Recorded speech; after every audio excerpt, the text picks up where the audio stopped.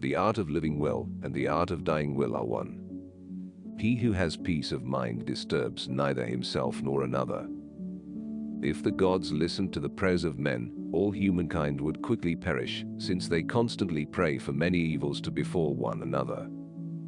It is not so much our friends' help that helps us, as the confident knowledge that they will help us. I was not, I was. I am not, I care not. You don't develop courage by being happy in your relationships every day. You develop it by surviving difficult times and challenging adversity. It is folly for a man to pray to the gods for that which he has the power to obtain by himself. The wealth required by nature is limited and is easy to procure, but the wealth required by vain ideals extends to infinity. Never say that I have taken it, only that I have given it back. Do not spoil what you have by desiring what you have not. Remember that what you now have was once among the things you only hoped for. He who is not satisfied with a little is satisfied with nothing. Accustom yourself to the belief that death is of no concern to us, since all good and evil lie in sensation, and sensation ends with death.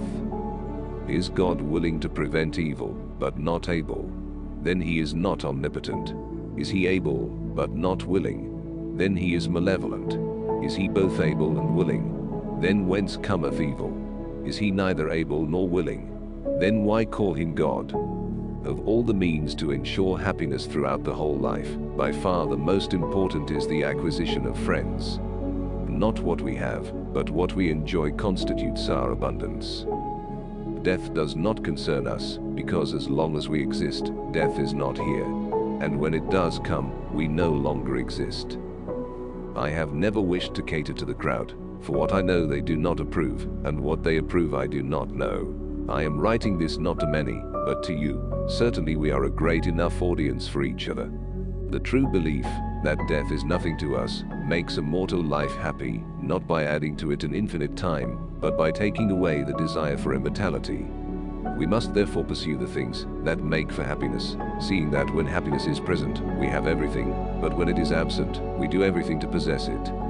He who says either that the time for philosophy has not yet come, or that it has passed, is like someone who says that the time for happiness has not yet come, or that it has passed.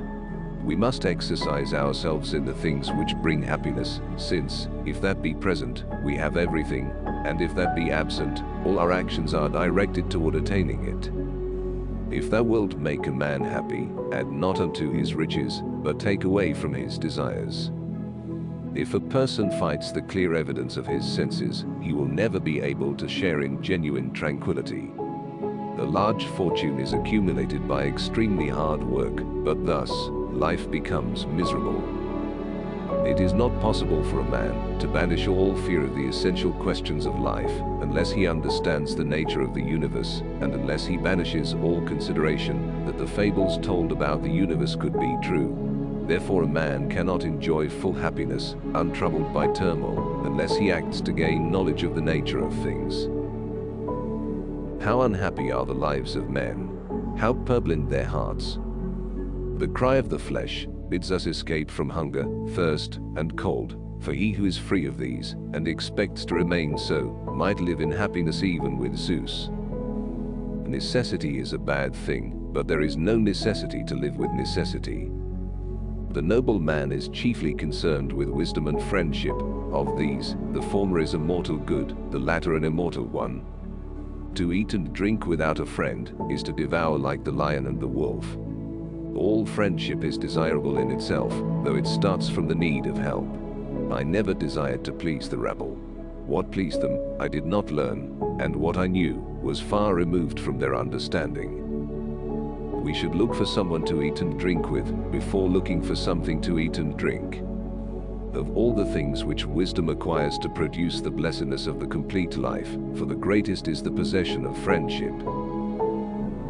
The blessed and indestructible being of the divine has no concerns of its own, nor does it make trouble for others. It is not affected by feelings of anger or benevolence, because these are found where there is lack of strength. The opinions held by most people about the gods are not true conceptions of them, but fallacious notions, according to which awful penalties are meted out to the evil, and the greatest of blessings to the good. Pleasure and pain, moreover, supply the motives of desire and of avoidance, and the springs of conduct generally. We must free ourselves from the prison of everyday affairs and politics. Men inflict injuries from hatred, jealousy, or contempt, but the wise man masters all these passions by means of reason. By pleasure, we mean the absence of pain in the body and of trouble in the soul. The just man is most free from disturbance, while the unjust is full of the utmost disturbance. It is impossible to live a pleasant life without living wisely and well and justly, and it is impossible to live wisely and well and justly without living pleasantly. It is not so much our friends' help that helps us, as the confident knowledge that they will help us. Moral freedom and determinism are by no means incompatible. Not what we have but what we enjoy constitutes our abundance. Against other things, it is possible to obtain security, but when it comes to death, we human beings all live in an unwalled city. When you die, your mind will be gone even faster than your body.